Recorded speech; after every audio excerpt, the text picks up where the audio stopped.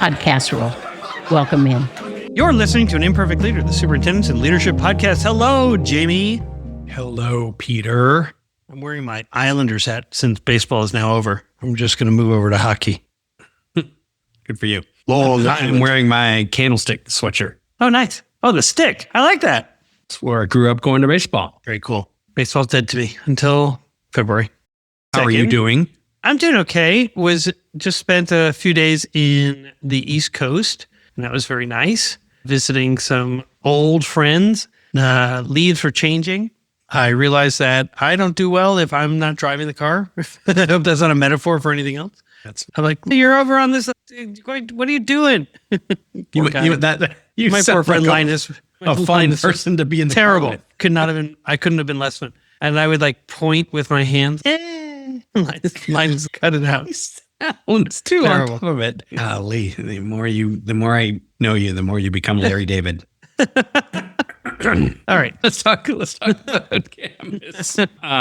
We're talking about John Anzalone, right? Yes, John Anzalone and the Camas School District in Washington. That's right. Where exactly is this district? You said right on the border of Oregon. It's on the other side of the Columbia River.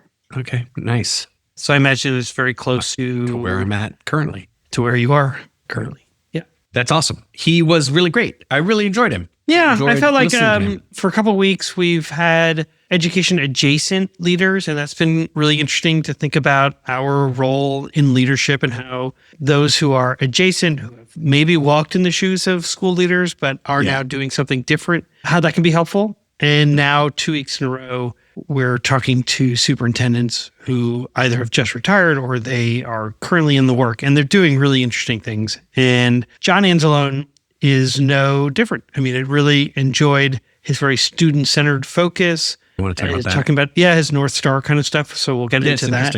I thought we could talk about he's so open to learning from mistakes, being open to that. And so I found that refreshing and really inspiring. And then certainly, how important those internal relationships are within the system. I wrote a few questions down that I think are really kind of interesting related to what he shared. And I did. As everybody who's listened to me on this podcast and Peter fully knows, is that vulnerable leadership or humble leadership is my jam.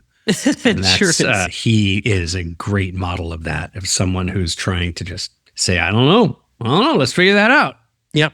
I like that. So why don't we get into it? You're listening to An Imperfect Leader, the Superintendent and Leadership Podcast. I'm Peter Stiepelman. And I'm Jamie Almanzán. And we will see you on the other side.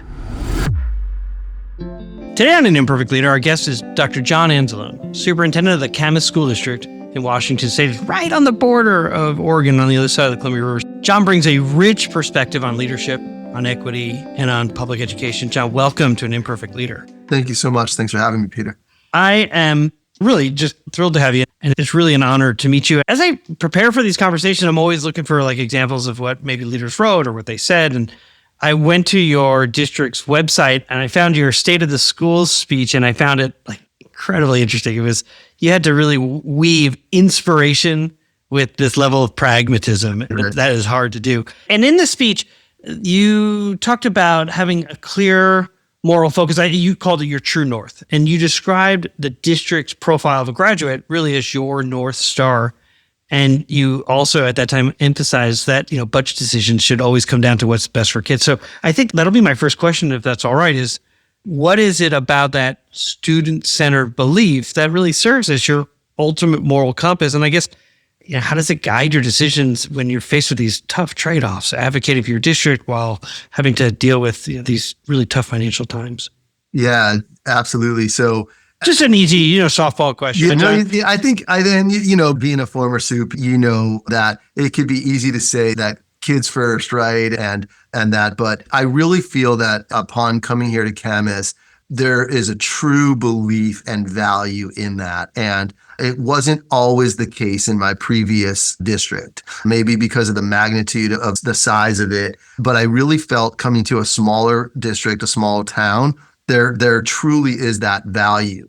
So when we built the strategic plan and looked at the profile of a graduate, it was really important for us to lean into the business community, the local colleges, universities, trade schools, students, parents. And the 5 characteristics that came out of that and where we built that profile of a graduate, that is our North Star, because those are the characteristics that our entire community is saying, this is what we want to see in one of your graduates. The hard part has been, one of the challenges has been to embed that into the pre-K, K, primary, elementary level, because the teachers and the educators in elementary don't always look that far forward. So really trying to embed the profile of a graduate into everything we do, because this is ultimately what we want to see in a graduate. And how we've done that is really impressing upon our teachers to add that to their daily language. What is it to be an effective communicator? We have kids that will text each other in the lunchroom at the same table. And we're hearing that from our business community when they're hiring and interviewing our graduates. Listen, we love your kids. They're smart as a whip. They're ready. They're responsible, but they're struggling in the face-to-face interview. They're struggling to work on projects together. And so again, that's just one example of trying to embed it into our younger kids, and even changing our report card language and our progress report language to consistently really thread that needle in these characteristics so it becomes part of the daily vocabulary. And so that's what helps me, Peter, stay really positive, is knowing that we have a North Star, that we have this strategic plan. It's not sitting up on a shelf. It's this living, breathing document where we actually, and you'll see this in the strategic plan, is we have work groups that are working on the different goals and the different aspects of the plan. So it really is a living document. That's what keeps me going, because these budget reductions and this financial outlook is so challenging sometimes. But knowing that we have something as tangible that is keeping us on the pathway, so that when we do make these reductions, we have something. Now, when I did the reductions 2 years ago, we didn't have our strategic plan ready yet. And I will tell you, admittedly, we made some probably arbitrary decisions, just kind of, threw it up in the air and made the best decision we could. We started making this sort of easy, this person's retiring, so I guess we can end that program or that class or that course or, those types of things. Like relying on attrition as opposed to sort of saying what's best. That's really interesting. Yeah. Yeah. So I would impress upon any superintendent to get that plan done and get yourself focused, so that way when you have these challenges, as you know, we have something to ground us. Yeah. So, because you then get to go back to that plan. Where in the plan do we see this, where people are fighting for maintaining whatever it might be, your robotics team? Okay. It makes it hard for people to argue the decisions. Yeah. One of the things you noted about pre-K and early elementary and even 4th and 5th grade teachers who may not have embraced or at least understand their role or their place in that portrait of a graduate. There was a district I was talking to, and they do the annual, the graduates from that high school will walk through the halls of the elementary school and all the elementary kids clap for them. And I'm like, oh, that's very sweet. They're like, yeah, but we take it one step further where we have key graduates come and talk to grade level teams about where they're going, what they're doing, and why it's important. And then the administrator or the lead teacher on that team sort of asks some prompts of, all right, so what does that mean for us? What are the things that we need to be doing in our elementary school classrooms that can help kids as they get to the high school? So they see the connection. So I was like, oh, that's pretty cool. That's pretty. I never thought about it. We do something similar here. We do senior exit interviews, and oh, cool. I will tell you that is probably one of the most memorable days or a few days of the year. And cabinet members who rarely visit schools, whether it's our finance or our HR, they're clamoring to be a part of that, because the kids are real, right? The kids will tell you straight out, hey, this is the good, the bad, and the ugly about the Camas School District, about my school, about my teachers, whatever it is. And we learn so much from that. And one of the components we always try to add is, okay, what are we going to do with that information? Because the kids want to know. They're like, hey, listen, I'm graduating, but if I'm going to sit and give you an hour of my time, I'd like to know, how are you going to improve on this? And so we're trying to work on that feedback. I love it. Yeah. Similar to what you're talking about, hearing the voice of the kids. And one of the things I'd probably like to do is start to do those more often instead of waiting all the way till May or June. We can probably do those throughout the year. Yeah, totally. Yeah. That's great. I mean, we always had this mantra of our operations make our mission possible. And you have operationalized that. You've put them in positions to actually have conversations with kids and honor their voice. If you're just joining us on An Imperfect Leader, our guest today is John Anzalone, Superintendent of the Camas School District in Camas, Washington. In the leadership model that I use to advise others, there's this dimension, leaders learning work. And it's really the mind of the work that we do. And inside that dimension is the term harvesting the collective wisdom. It's like involving an honoring of voices. And we've just touched on that a little bit about how do you honor and value the voices of students who can then influence the decision makers of the district. You've talked about how important it is to involve parents, educators, community members as you were developing the Portrait of a Graduate. And you can do that through town halls and surveys and co-led work groups. And I think that really aligns to this idea of tapping into the collective wisdom of one system. So I wonder if you could just share a little bit more about why that kind of engagement really matters to you, how listening to this range of voices really helps to shape your decision-making. I think one of the perils that leaders fall into is they fall victim to the impulse to make a quick decision. And It really sounds like you're very reflective. And, what are ways that you do that? How do you go about doing that? Yeah, so it's in a smaller district the LA Camas. I guess it's mid-size in some respects. It's so important to get ahead of things, right? And so going through these budget reductions, you're never going to make everyone happy. You know as well as I do. And what I try to do is do as much face-to-face, in-person meetings, whether it's one-on-one, 5-on-1, 200-on-1, with my team and my board, of course. And it makes such a difference because between social media, word of mouth, disruptors, all those things, you can find yourself in such a deep hole fast if you don't get ahead of things. So good example is last night, for example, we're going through these reductions, pretty deep reductions, and this word got out through our community that we were just chopping music programs left and right. Realistically, it was a very minor 1 FTE out of the 37 teacher FTEs that we're looking to reduce. But because it's music, it's arts, there's an empathy there. And there's a concern around a small town potentially just dissolving music. And that wasn't at all the case. But I needed to get in front of people because the emails, the messaging, it just wasn't sufficing, right? So I gathered this, I put together this evening where people can come in and I would be the sole speaker. My team would be there in support. And my team was like, John, you're out of your mind. This is going to go haywire. This is bad. So if we take pre-questions and then leave a little bit of time for real-time questions, I think we can make this work. But the superintendent has to be ready to take some hits, to answer the tough questions, but to also be humble and listen. And so there was one lady, and by the way, it went really well last night. I was kind of dreading it all week, but it went really well. And I feel like it really dropped the heat and the temperature around this music stuff. And we answered a slew of other questions too. So this one mom who also substitutes in the district, she raised her hand and she said, I have a question.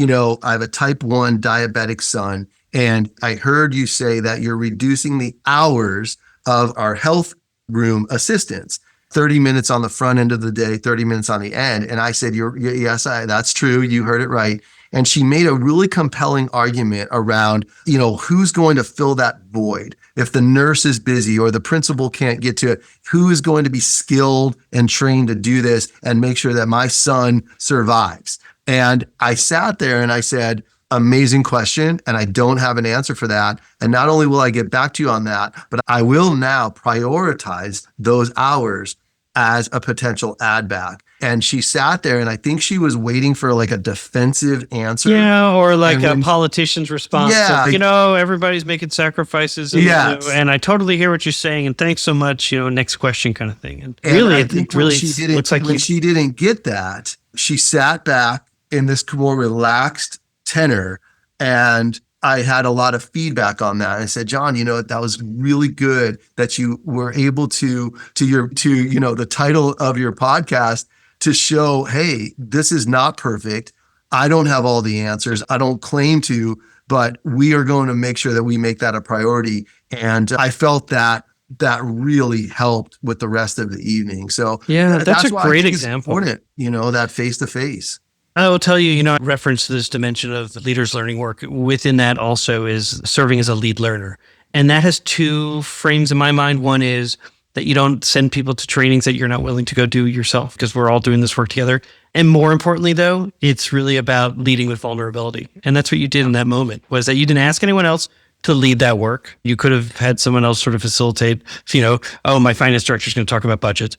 No, that's really your role, because you're the instructional and community leader. And then also you demonstrated vulnerability by saying, I don't know, and I hadn't considered that. And you know what? I'm telling you right now here and in this public space, that's a priority for us. It's got to be your child's health. Yeah, no, it felt good. And it, I had one or two parents say, first off, before I asked my question, thank you for doing this. You didn't have to do this, And so again, it's uncomfortable. And I don't know if I would have done that my first year. I don't know, but I feel like you build that confidence and you build that ownership, and ultimately the buck stops with you. And having a supportive board, I mean, as you know, it's all the difference in the world, right? Where they're sitting there, they're on the front seats and they're looking at you. Okay, that's our guy, right? That's our guy, and we're here to support. So that feels really good. That's great. I'd like to ask you a question that I ask every guest who comes on our program. How does the term an imperfect leader resonate for you? You've touched on it a little bit, but I want to ask you as a formal question. Yeah. So I think for me, it's learning from your mistakes and being open about it. So what I'm trying to do is cultivate a culture here with my cabinet specifically, where they can literally come in and tell me, John, I have to push back on this, or something you said the other day, really, it's been weighing on me. I've been tossing and turning around this or that. When I feel that, and I feel like we've gotten to that point where I would say 95% of my cabinet has that comfort level to do that. And I feel comfortable in return doing the same. That type of transparent communication and relationship goes a long way, because then you're not having these little pockets of, the meeting after the meeting kind of thing. And I will say, Peter, my first year here, coming from a different place, a big city, I was named Johnny Vegas, and it stung a little bit, because I wanted them to know that I wasn't this slickster, big city guy. I really am not. And the actions speak louder than words. So I'm at this point now where it's so okay to be vulnerable, to be imperfect, to make mistakes, to talk to one another. And then when we walk out of the office, we're hand in hand, shoulder to shoulder, we're teammates. I really those are the kind of people that I want on my team, that are humble and vulnerable like that. It resonates with all the staff and everybody else, and the community then feels more comfortable talking with you. Yeah. It's a work in progress. I'm not there yet, but vulnerability, it takes a while to dust off some of that ego. And we'll be right back. This is Greg Meyer, Jamie's partner at APC Leadership Collaborative. When you hear Jamie here on an Imperfect Leader podcast, I hope you pick up on what a skillful listener he is, and that he has a knack for asking hard, revealing questions. Those are skills that we try to employ with every leader we support in our work. As coaches, we ask questions that help you work out your own path forward, no matter how complex the situation is. You shouldn't have to lead alone. You deserve a great partner. Contact APC Leadership Collaborative online at apccollab.com. Hey, district leaders, I know you already know this. In schools worldwide, cell phones are posing real challenges on student engagement and mental well-being, and I want you to meet Yonder, a proud sponsor of an Imperfect Leader. And let me share this story from a visit I made to some schools in Silicon Valley. I asked some kids what they liked about Yonder, and after some funny looks, they shared that actually, with Yonder, teachers don't have to battle with them over phones anymore. In fact, one kid said to me he didn't have to worry anymore about his parents texting him in class, and the kid next to him sort of shoved him and goes, "Texting? My mom used to FaceTime me in class." I want to introduce you to a support system that increases teaching and learning. I want you to discover why 1 million students choose Yonder daily. Minimize distractions, maximize learning potential. To learn more, go to overyonder.com. YONDR. We are back for segment 2 of an Imperfect Leader called Imperfect Leadership in After Action. And my guest today is Dr. John Anzalone. superintendent of the Camas School District in Camas, Washington. Now, in this segment, like every week, we ask our guests to deconstruct the decision that they made, and then what do they learn from it? John, what happened? Upon me coming to Camas, walking into a budget crisis like many others, Sure. I walked into a situation where I felt that there was going to be a potential work stoppage strike from our teachers. And I think coming in new as a kind of almost like fresh meat, right? Hey, we'll take advantage of this guy coming out of another place. And I look back and I feel like I put so much emphasis on building relationships with the community. It's one of the things that the board hired me to do, whether it was local politicians, our state representatives, our former mayors, just go down the list, right? And I felt I didn't take enough ownership of my calendar. And I look back and I wish that I would have said, hey, this is who I think I need to meet with more. And looking back, I didn't connect well enough with the bargaining team for the teachers specifically, and most importantly, my principals. I felt as though the emphasis on community engagement was very critical, but it shouldn't have been as critical as building the trust with my principal group. And what I did was Before you don't tell me what you did yet. I do want to hear. I do want to hear. But just to reframe what I think I heard you say, and this so resonates. This is exactly something that I did in my first year, where you feel like you've got to build this trust, because if you're going to go for a tax increase or a bond campaign, that like you've got people voting on you, whether they recognize you and trust you, because as a small business owner, they're voting for their, the 33% they may be paying as a business owner, plus the percentage that they're paying on their home. And so like you've got to really, and you want to be able to say, this is the vision I have for our community. And okay, so if I understand correctly, because it's not my issue that I'm working right now, we're talking about your situation. You were a new superintendent. You recognize that there are two systems, the internal system and the external system. And as you were approaching this work, you were, in your words, prioritizing really the external system of your local government, your state government, the business owners, the Chamber of Commerce, and maybe you didn't find that appropriate balance, or the balance that you now looking back wish you had with your internal system of your teachers union and all the other unions and your student voice and principals and those kind of things. Couldn't have said it better myself. Okay. I kind of rambled, so I think you could have. And then what I heard you saying is that was what was overlooked. I am interested to know what you did. Yeah. So I want you to go from there. And then I'm going to ask you the question of, what did you learn about relationships as a result of that? Okay, so what'd you do? Yeah, so it's kind of two-pronged. After going through the strike, I knew that they did strike. They did strike. It was looming as you were entering, and they did strike. Yeah, and so that was heartbreaking. That was brutal. And coming from another state, it took a toll on myself, my wife, my kids who attend school here. And so I knew right away that my job was going to evolve into a healer for the community. And how was I supposed to do that as this new superintendent? And so one of the things we did with the teachers bargaining group is, and this is a little out of the box and a little scary, was we actually called them in for an after action review with a facilitator. It never been done before. And I told my team that we have to go in there very humble, very vulnerable, and be willing to be open about missteps that we made, and hoping that the bargaining team from the teachers union would take the same approach. And they did. The facilitator really did a great job to dig into the mistakes that were made. We knew that a lot of that was out of both sides' control. It was a little political, but we knew that we had some missteps. One of those being that we didn't set ground rules about the bargaining from the beginning. We didn't have good guidelines. And so social media went rampant, and there was this barrage of negativity around this, and a divide between the district and the teachers and the community were trying to pick sides, and it was awful. And this after action review was very awkward at first, but as the time went by, it was about a 3-hour meeting. Really, people started to put their guard down a little bit and say, yeah, these are things we can do better next bargaining. And we knew it was coming up in 2 short school years.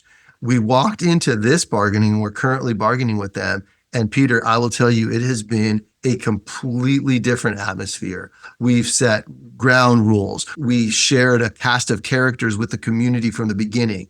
What's the superintendent's role? Who's the lead? What attorney's going to be there on both sides? And believe it or not, both sides' proposals are live on our website. Everything is out in the open and has completely changed the entire tenor of these meetings. And I'll tell you, we're probably going to end up reaching a deal, knock on wood, way sooner than I thought. And I love it was that. because of What about at the end of each session? Where you have both taken notes, you share the notes with each other, you sign off on those notes, and then Yeah, I call those TAs, like tentative. Okay. And so then our communications director will make sure that both sides are good with the notes. And we actually post those online so we can. Those are really powerful. Yeah. Yeah. And you can go on our labor management page and see all that. It's really powerful. And I'll tell you, there was some trepidation on the union's part to do that, but it's been working. But the second piece, similarly, was because I didn't invest enough time with my principal group, 13 principals, I made it a point that I wanted to build a real trusting relationship because God forbid we have to go down this road again. And listen, that's paid dividends with our budget reductions. There had to be a trust there. And I wanted to cultivate those relationships. And so I started something called a principals council, where it was not the APs, not the deans. It was just the principals and me. And we meet once a month and it's operational. It's working through problems together. I facilitate it. And it's amazing, even the small problems, the medium problems, and even the big problems that we bring to the table, we work on together. So that way, when I do ask them to be at the table for something large or to stand by me on something, they're much more apt to do that because there's a trust there. So just, I guess, looking in the mirror and saying that, there were some missteps, that it was rookie mistakes. Some of it was coming from a much different type of system. I was going to say contextual, right? I mean, just like you hadn't had that experience. Yeah. Big time. So I hope that helps a little bit for your listeners to say, hey, don't be afraid to admit missteps. None of us are perfect,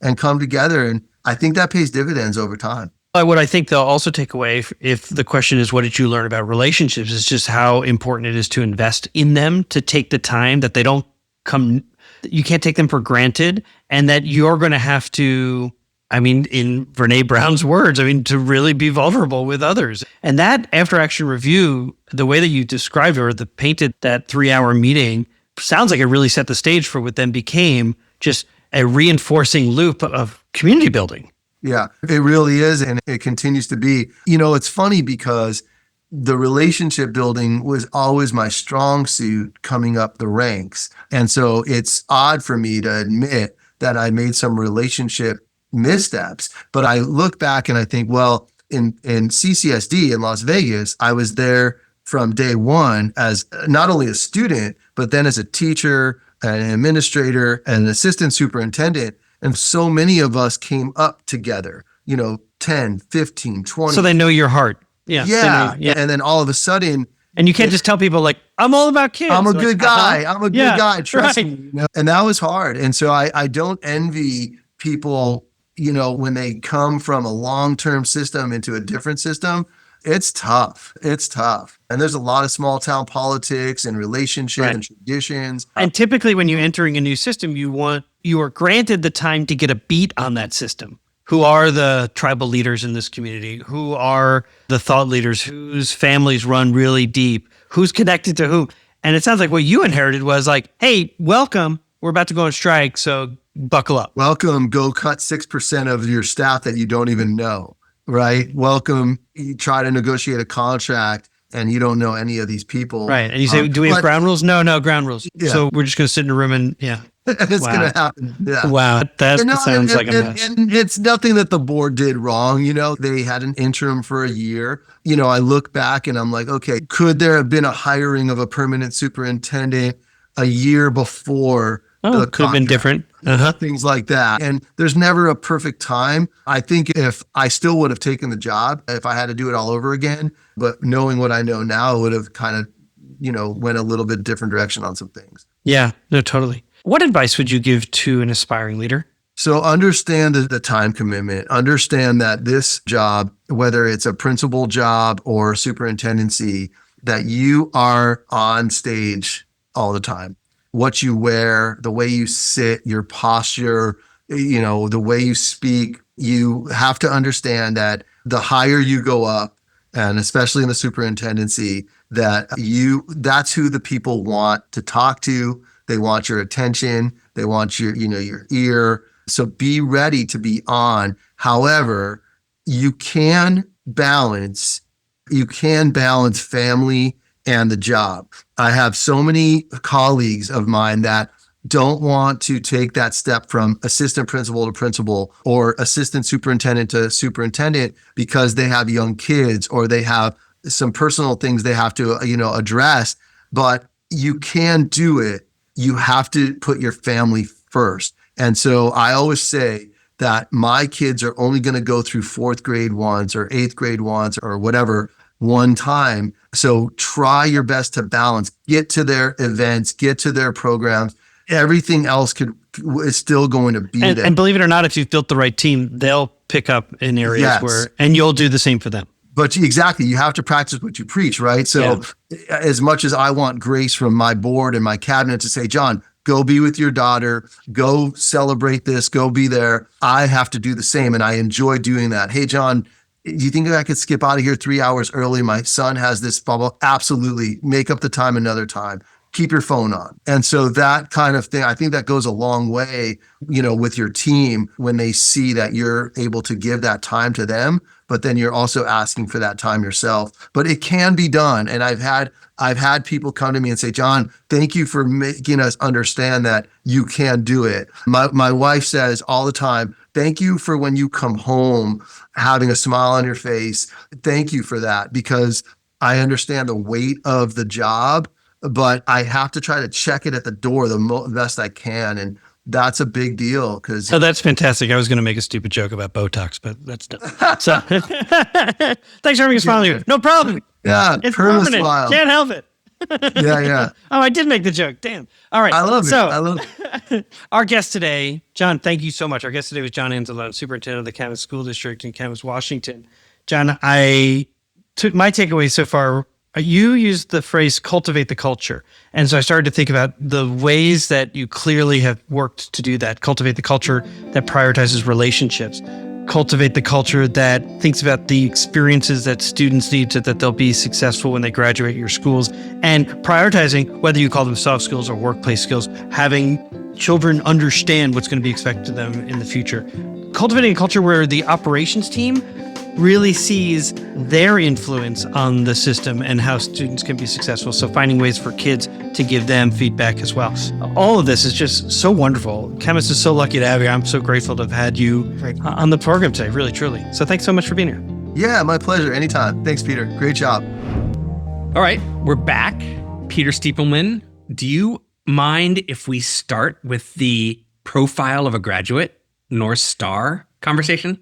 Oh, absolutely. In fact, I interviewed someone this morning. I mean, his episode won't run until March. And we were talking about the profile of a graduate, particularly the kind of future skills that one might need to. Yeah. And I thought that was really interesting. And so as I was sitting down and reminding myself about this conversation, I was like, this is great. This is the kind of conversations we need to be having about not just Carnegie units that people sort of like minutes in seat, and so you get a degree, but rather really thinking about the kinds of skills and experiences one needs to be able, for a district to be able to say, this kid is ready for life or college and career. What I thought was unique or interesting related to the conversation about a profile of graduate here in Camas School District, we just recently worked in a district where they had a more generalized North Star, something like, all kids doing something after schooling or, happy, future focused, blah, blah, blah, whatever. I'm just saying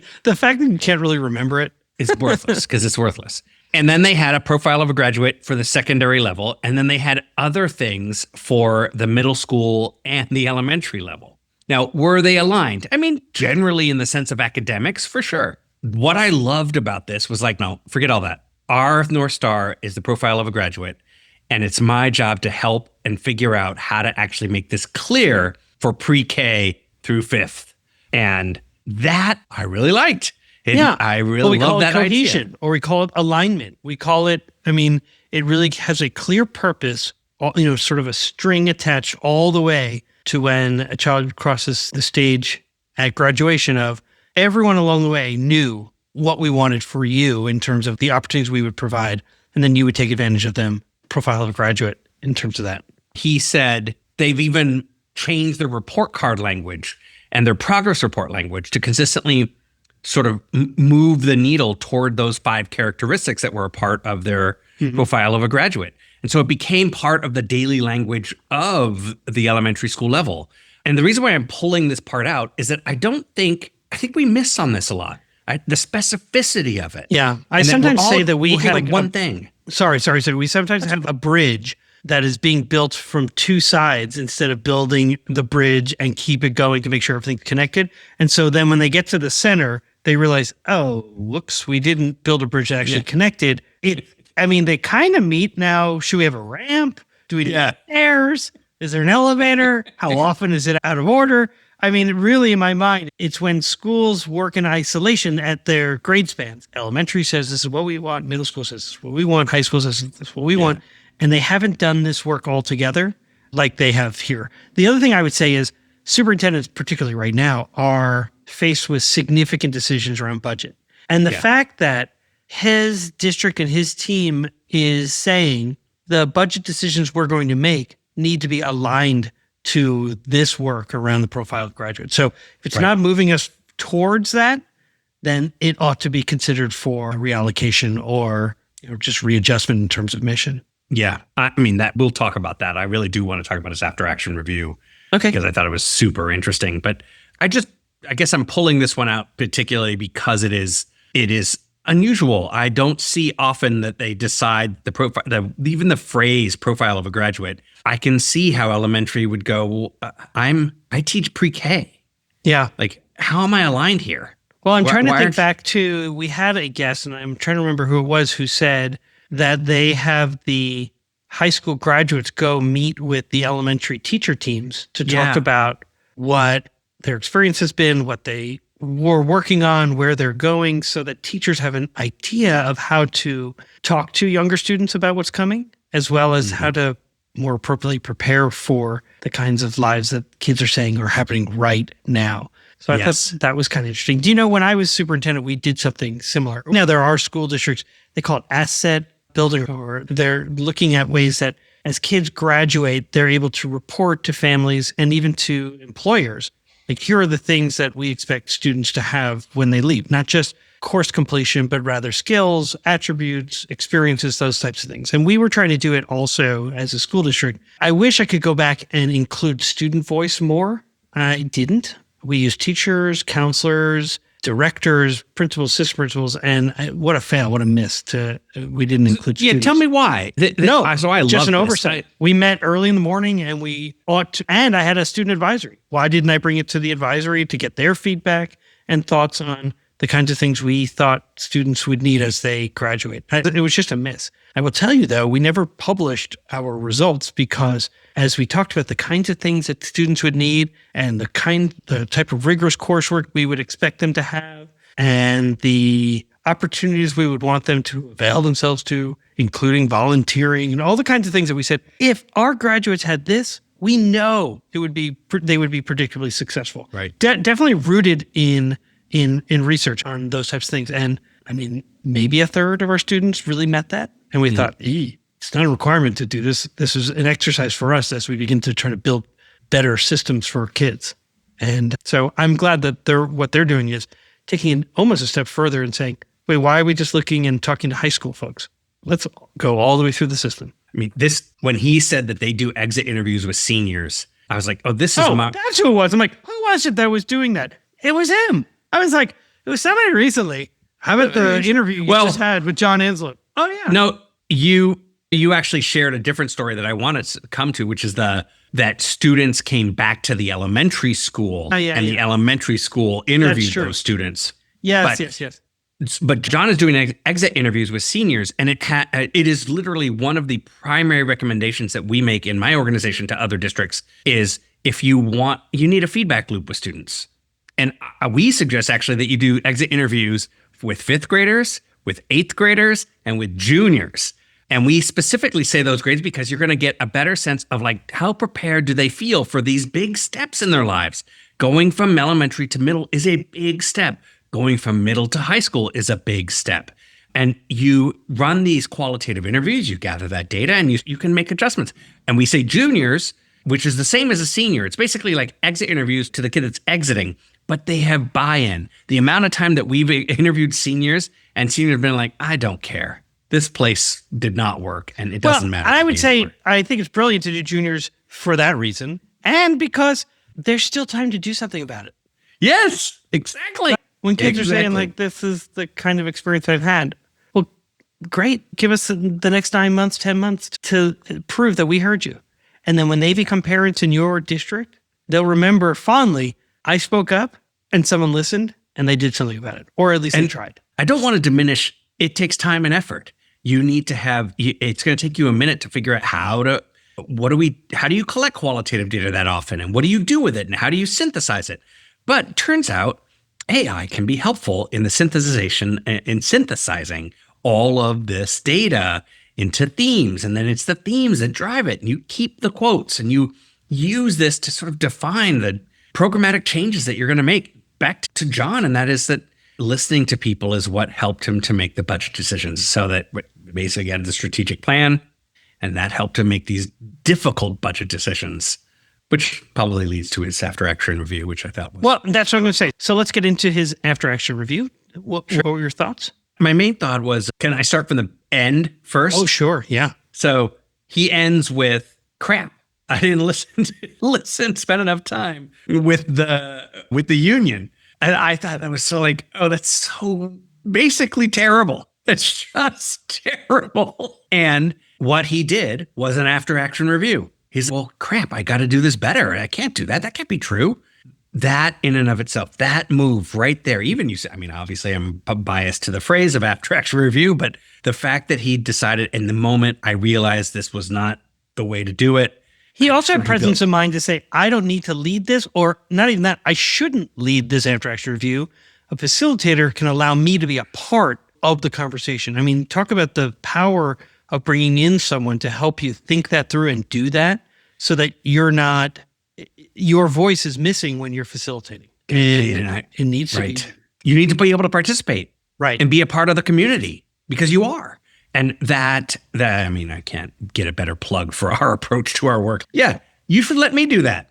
I'll run the protocol. I'll be the one to help you gather the feedback because you should be in it.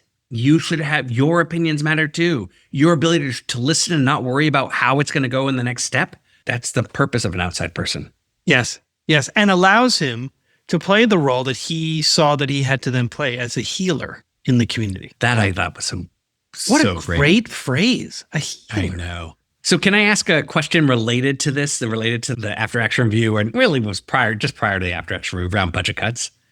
And he talked when the mom came and said, what about my diabetic son? What happens then? I really wanted to ask you, Peter, back as a former superintendent, when can you say, I don't know, and when can't you? Yeah, what a great question. I'd say it's situational, right? It's almost like if I've also said, I don't know 5 times already, then you're no longer an imperfect leader, you're an incompetent leader, right? So, yeah. So that depends. I never advise though to make shit up. Don't do that. And sometimes people feel like they just need to talk and say things because they're providing an answer. And that is worse. A, you don't remember what you just said because you were so stressed about saying it. Secondly, what you said was inaccurate. And that's worse than not knowing. It's okay to say, let me get back to you. I don't have that answer right now. Let me get back to you. Let me make sure I talk to the right people and get you an accurate answer. Those things are okay.